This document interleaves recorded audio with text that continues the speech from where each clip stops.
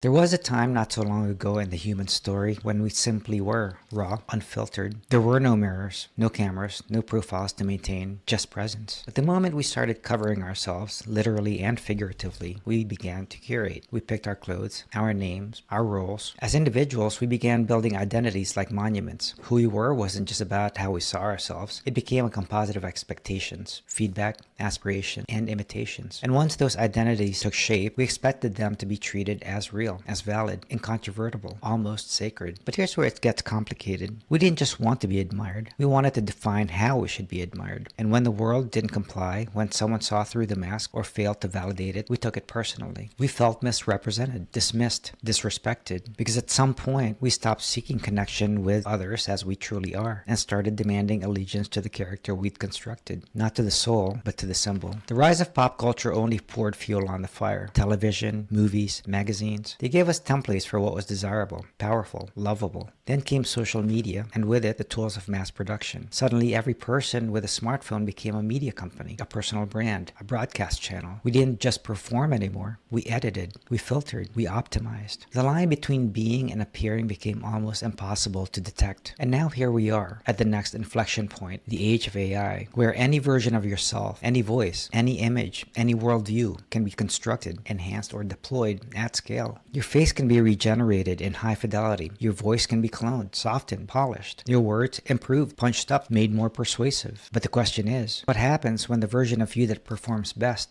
isn't the one that feels true? What happens when the mask is so compelling, so successful, that it gets all the applause, while the person underneath it grows quieter? Here's the subtle trap. We begin to serve the mask, not the other way around. We tailor our behavior, our output, our communication to remain in character. And when someone doesn't respond to it, when they challenge it, question it, or simply ignore it, we don't just feel unseen. We feel betrayed. So we double down. We optimize further. We polish the mask until it gleams, until it becomes indistinguishable from the person, until we forget there was ever a person. So what does it mean to be authentic now? It means resisting the temptation to automate or fabricate your identity.